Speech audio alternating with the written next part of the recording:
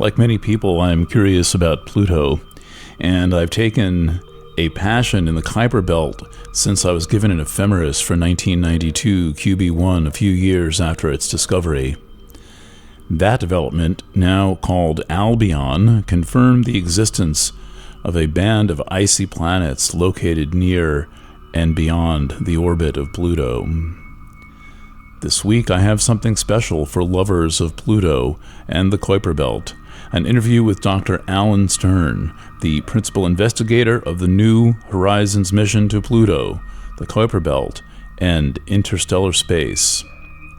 New Horizons was launched on January 19th, 2006, and made its flyby of Pluto on July 14th, 2015. You're looking at composites of still images sent by New Horizons that have been morphed using CGI into true perspective video. The ship was then pointed to Kuiper Object 486958 Arrokoth, which it reached on January 1st, 2019. In this interview, you'll hear about the origins of the New Horizons mission, its current status, and its future. You will note that Dr. Stern has a strong and assertive personality. I reckon that without that, New Horizons never would have gotten off the ground, much less made it all the way to Pluto. Here is the Planet Waves FM Pacifica Radio Network interview with Dr. Alan Stern. Thank you for tuning in. How's it going? Good. Thank you. I can't believe I'm getting to talk to you. I was, yeah. My honor. I mean, I was just looking for photos and then found out you existed. And then I just sort of groused around and got through to Southwest. And the next thing I knew, Deb connected me to you. I do exist. Yes, you do. So I know I don't have a lot of time. I hope more than too tight. But I was kind of amazed to read that as a grad student in 1989, you started a kind of an advocacy project to get a mission to Pluto. I mean, is that how New Horizons came about, or is it coincidental? Well, that was 14 years before the term New Horizons ever existed. Well, a mission to Pluto. Yeah, but that's the earliest roots of it were a number of us young scientists who were graduate students and postdocs who wanted to see this happen and wouldn't take no for an answer. Good. Well, persistence in this case pays. So, where were you sitting when you read the David Jewett, Jane Liu paper in Nature on 1992 QB1?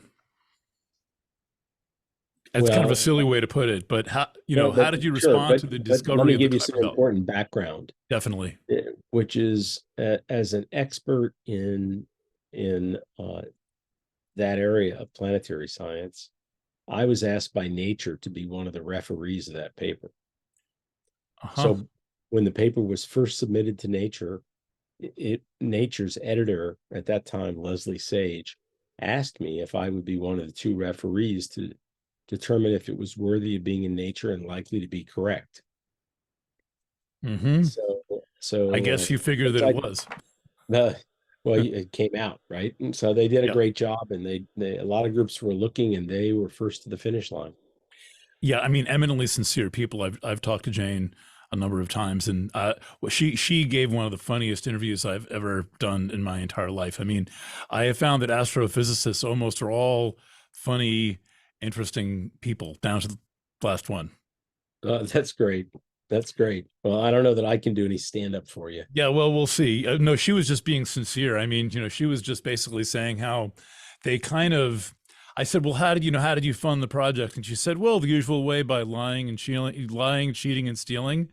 I said, well, what do you mean by that? She said, well, we had extra telescope time, and so we pointed it out to the edge and confirmed it. So one question, a little bit like the way that some of the satellites of Pluto were discovered by my team. Which ones? Well, for years, I had been interested in looking for satellites of Pluto. Only Charon was known, and we had written a number of Hubble Space Telescope proposals that got close but didn't get time. I don't know if you know this, but every time there's a call for proposals, they get 8 to 10 times as many as they can fit in. Yeah. So it's very stiff competition. And our proposals were constantly in the almost category, but not selected. And then in late 2004, one of the instruments on Hubble burn out. Mm-hmm. And when they determined it was catastrophically failed and could not be revived, they had a lot of free time because all the observations that planned to use that instrument were off the table. So they looked back at the almost accepted proposals, the ones that were just below the cutoff. Ours was one of them. And I got an email that said, it's Christmas in August. You're going to get to look for satellites of Pluto. We didn't actually get those observations till the next May. But within a day or two of getting the data, we found 2 satellites. Which 2? Nix, Hydra? And Hydra. Fantastic. So something similar, to Jane's story, in that, it was almost by accident that we got the time. Yeah, there's the element of happenstance. And also, I think of sincerity really matters in these fields. There's a spiritual thing that you can't really talk about, name really, but it's somehow there. And I call it sincerity. To the prepared, you make your luck. Yes. Yeah. You need to put bullets in the chamber a lot, so when somebody pulls the trigger, they're firing a shot for you. Yeah. As I say with photography, you have to charge the battery and show up, and then if you do those 2 things, you're on the way to having the picture, which I guess this counts as. Dr. Carl Sauer. Did you know Dr. Sauer? Very peripherally. No. Did his really. calculations help? I mean, I'm fascinated by his work, and then we'll get into New Horizons and Pluto. But I just had to ask, did his calculations in any way help you get to Pluto, or his methods? Okay, because he did a lot of asteroids and a lot of comets. He basically just kind of did that. But we don't need to know about asteroids and comets to get to Pluto. But the formulations, yeah, I get it. The definition of a planet. I read that and was chuffed, as they say in England, to read that you thought this was as ridiculous as I thought it was. That they redefined the concept of a planet in the summer of 2006. It was a ridiculous definition, and New Horizons was on the way already that summer, and I thought, why not wait? So any thoughts about the definition of a planet and kind of counting Pluto out of that? Well, it's a horrible definition. Nobody uses it. Right. Literally no one in the scientific community uses it. And a few years ago, around 2019 or 2020, Phil Metzger, who is a professor of astronomy in Florida, actually did a literature search, looked at thousands of technical papers in planetary science written since 2006, and had a computer, look through all of those papers and couldn't find a single instance of anyone using the IAU definition except in a paper about the IAU definition. And yet he found, I don't know if it was hundreds or thousands of instances of people calling Pluto a planet, and Triton a planet, and Europa a planet, and Ceres a planet, and on and on and on. Right. And so scientists don't vote on things. You've never heard of a scientific vote on the theory of evolution. You never heard of people voting on quantum mechanics or the theory of relativity or anything else. This made up bullshit about voting in science is probably the worst pedagogical moment in the history of 21st century science, because it convinced a lot of people in the public that science is arbitrary, that you can win an argument scientifically with a vote, which is ridiculous. Of course, you could have a unanimous vote by 100 Nobel laureates that the sky is green. It wouldn't make it so. No. right? And what it did is it convinced a lot of people that their favorite science uh, uh, uh, is political, like say global climate change, that you could simply vote Mm-hmm. um, as opposed to use the scientific method. So I think it's really set science back. It's been an embarrassment to the IAU. The only people that use the definition, unfortunately, are textbooks that seem to just kowtow to the authority of this organization, even though the organization um, created an unworkable definition that no scientists actually use. Right. That it had to clear its path. I mean, if that was true, Neptune wouldn't be a planet Nor would because the Earth. Pluto intersects Neptune. What's the other one? I You said I Mars, I would think. none of the planets in our solar system have a clear path. None of Right. them.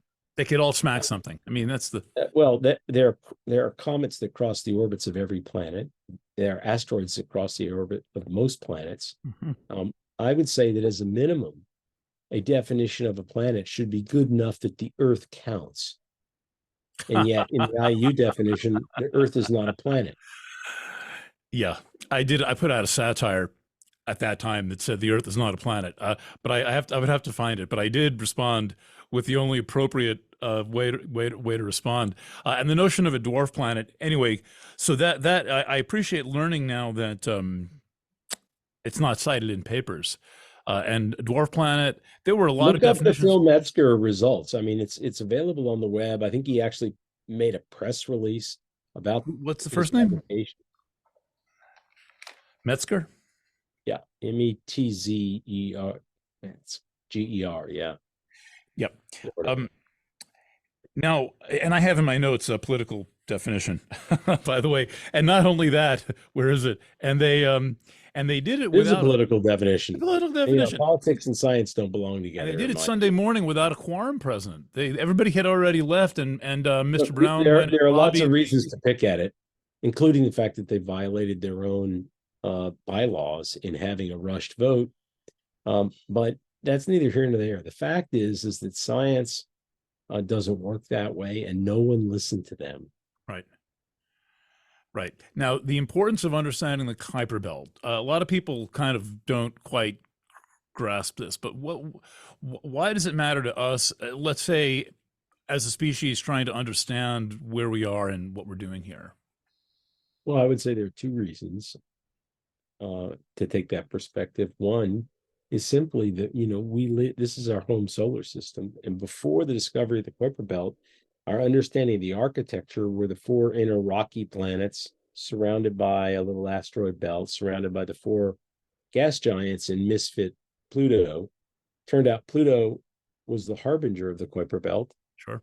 and the harbinger of a whole new class of planets we call dwarf planets that outnumber the terrestrial planets and the giant planets combined. So when the Kuiper belt was discovered, it redrew the map of the solar system. It's now a three-zone solar system, not a two-zone solar system. Mm-hmm. So I think it matters that we understand the geography of our solar system the same way that the discovery of the Americas redrew the map of the planet Earth so that you couldn't sail from Europe directly to India.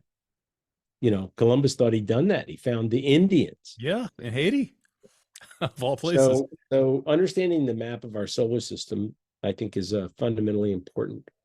And the Kuiper belt really changed that map. Secondly, it is the best preserved region of the solar system because it's so cold out there that it acts as a deep freeze. And from a scientific standpoint, it's a gold mine for understanding the origin of how planets form because it's such a great archaeological dig into that history. Yeah. Yeah, they seem, they seem like the best preserved artifacts of the early They solar are system that we have because there was all this smashing going on out there. It's much more much, spacious. much more rarefied collisional environment. In addition, it's almost down at absolute zero, which stops essentially all chemical evolution. Interesting. So it kind of all is frozen in place. I mean, don't you wish you can go there and bring some back? Sure. I just need to figure out how to live to be 300. Right. Or yeah, Yeah, or have like start, the Enterprise go out there and get it. Do you, a little off topic, I have read that Mars is believed to be a holdover of a previous iteration of the solar system itself, a kind of an artifact of an older version. Is that plausible to you? I think you're reading something that's way off the mainstream. I don't. That's not the fact. That's Because not the case. okay, so you think your perception is Mars was formed, say, at the same time Venus and the Earth or similar epoch. I'm not an expert in this area, but I know enough as a planetary scientist to know that wherever you got that Mm-hmm. is not mainstream. Got it. Okay. All right. Not mainstream, but not ruled out. Like goofy fucking bullshit. Does that make it clear? Good. Right? It's like handing me a $7 bill. I'm immediately going to be suspect of who you are. You Right. shouldn't repeat that you read that because it hurts your credibility. Am I making sense? Thank you. Um, let's go. Let's talk about the Barry Center. I get annoyed when people call Karen, which may be Sharon, but Karen a moon. Where is the Barry Center of Pluto? Is it inside Pluto or is it between Pluto Well, and and, the and Barry Charon? Center of the Pluto system, unlike the other planets that we knew of in the 20th century, is actually between Pluto and Charon, not inside of Pluto. Yeah, which means that Charon's not a moon. It means that they're mutually orbiting. They're all 6 points orbit the Barry Well, Center. we look, we can't agree on what a planet is, you say. Yeah. And the term moon isn't officially defined. Yeah. I would call Charon a moon in the sense that it's the secondary body in the system, Okay. and it's attached to Pluto, and Pluto's the primary. So And we're it going to faces call it. and it faces And Pluto. I'm sorry if that's a four-letter word to you, but it is. So the thing is that that it is also a double planet. These things are not mutually exclusive. I am a male, and yet I am also an American. These are not different things. They're just different categorizations of the sum of who I am. Sharon is a moon, and it's also the binary partner of Pluto in a binary planet. Right. And now as I look through the catalog, it seems like almost all of the Kuiper objects that are named are binaries. It seems to be a Well, normal a lot of state. asteroids are have satellites as well. So it just turns out that the formation and evolution of these bodies promotes um, uh, satellite formation and retention. Not exclusively, but it's very common. Right. I mean, a And the property of Kuiper gravity. belt objects aren't different from the asteroids in that respect. The Right. small bodies of the Kuiper belt and the planets of the Kuiper belt frequently have satellites, and the same is true for both small and large asteroids. The same is true Sirius. for the larger planets of our solar system. I mean, The does same is Sirius have a satellite? true, by the way, most galaxies have satellite galaxies. Mm-hmm. Most stars are in multiple systems, so you could say they have satellite stars. Mm-hmm.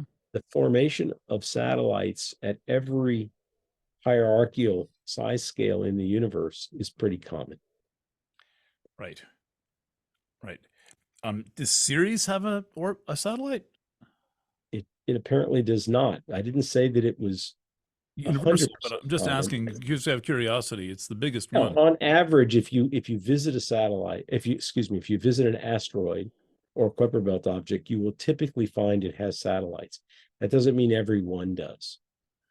Right. Yeah. Okay. I just hadn't If encountered you visit that. human beings, you will typically find they have two arms, but not all of them. Yes. Some have a cat and some don't. Um, the spinning of the moons, does this what theory does that support that besides Charon that other moons are spinning quite rapidly and don't face Pluto? You mean the moons of Pluto? Yeah. Yeah, well, they all follow orbits that are in Pluto's equatorial plane, Charon and the four small moons. Ah. This is pretty good evidence that the whole system was formed in this catastrophic impact, which we already had evidence for, but this adds support to it, important support. Yeah, it seems like crime scene analysis when I look at the diagrams of it, the way that they're kind of seemingly random. It's like, well, how did it get that way? Which catastrophic A impact? lot of science is crime scene analysis. Yeah, because we were getting here quite a while after it happened. Well, it's also interesting to me that NASA likes to, and so does the National Science Foundation, refer to the lead of any scientific project as the PI, for principal investigator. Yeah, and Uh, private eye. but you know what? Magnum was a PI too. Yeah, yeah, exactly.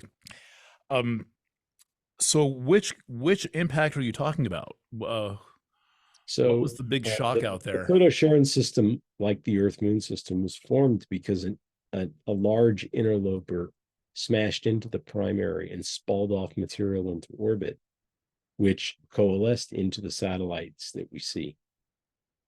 Ah, okay. Because there's another And theory about the smaller ones that they were captured, little Kuiper objects that were there captured. you go again. You're reading fringe literature. No one actually, no one that I know believes that there's any strong scientific evidence for this, but there's irrefutable scientific evidence for the giant impact. Irrefutable. It's impossible, given what we know, to avoid the conclusion that there was a giant impact. So something hit Pluto.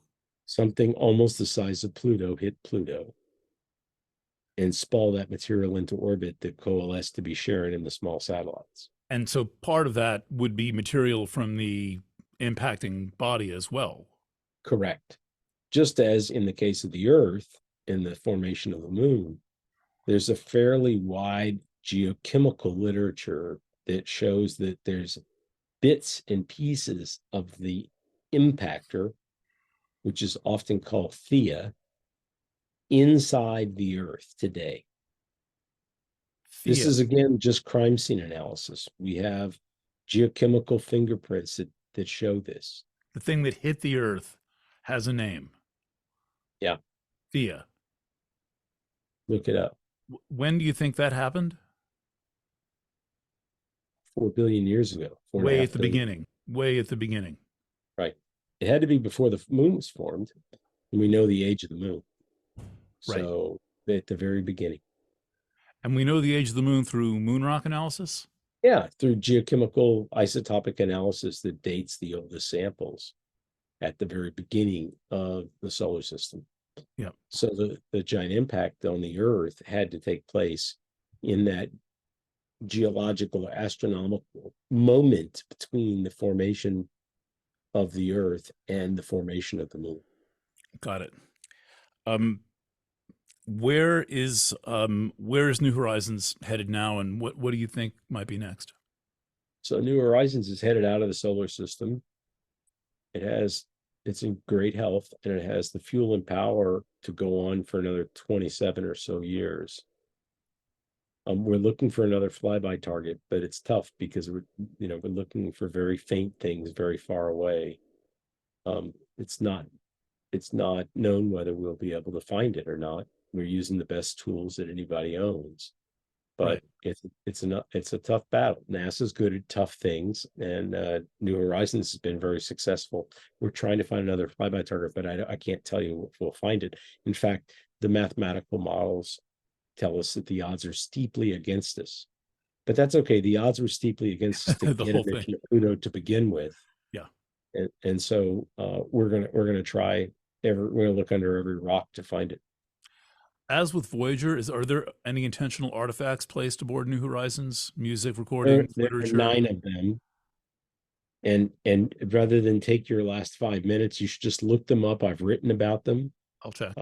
Look for an article on mementos that are aboard New Horizons, and they're all listed there. Mementos, and it's powered by an RTG, and that's going to allow you to estimate that'll power the systems for another 27. That's impressive. All right. Now the Oort cloud, that's where you're headed. I mean, there's a lot of space out there. I mean, it's amazing how far apart these things are. That's why it's called space. Yeah. But where do you think the Oort cloud begins? I know there's not a border like New Jersey and New York, but when is something the Oort cloud as opposed to the Kuiper belt? Well, where does France, if your definition of France was the place where you find French people, where would you say it begins? Yeah. And it's certainly not at the border because they're French people in other countries, Yeah. right? Yep. Something similar. The Oort cloud overlaps other parts of the solar system. So it's very hard to define a boundary. Right. But the majority of the objects that are in the Oort cloud are very far away, between 100 and 1,000 times as far away as the Kuiper belt. I see. I've read almost halfway out to the next star. Is that? The far fringes of it are about that far out. That's correct. But then you have Salacia, which is a scattered disk object, which has got a shorter orbit than Pluto, for example. I thought that but was that's not an Oort cloud orbit. It's an SDO. Is that because the inclination that makes it an SDO? What makes it an SDO? It's the long period elliptical orbit. So Pluto wouldn't count for that? Is Pluto part of this? It doesn't have a long enough orbit. It's long compared to my lifetime, but it's not thousands and tens of thousands of years. And the scattered disk objects have orbits that are thousands of years, not hundreds of years. Okay, so am I incorrect in reading that that Salacia's got dual classification as a scattered disk? I'm not expert in that one body, so it might well, but I don't believe that you should confuse it with Pluto, which is orbiting only in the Kuiper belt and not the Oort belt. Right. One last, where's the best place to get photos, like a good collection of photos from New Horizons? I mean, I want to have something on my coffee table, or. How about NASA? NASA has plenty of websites. Go to the New Horizons mission website. There are 1,000 photographs to choose from. I must be missing that area. I'll contact SWRI. Maybe they can. Why don't you contact the Johns Hopkins Applied Physics Lab? It's their website. I couldn't get through, which is why I called SWRI. So go to pluto.jhuapl.edu and look for images of Pluto there. I will. Thank you for taking time out on your birthday. Thank you to speak to me, and I look forward to whatever is next. Yeah, well, thanks so much. When your piece comes out, will you send a link? Yeah, we'll do that. Probably it'll be Friday sometime. Sounds great. Okay. Good. Alan, thank you so much. Happy Thanksgiving.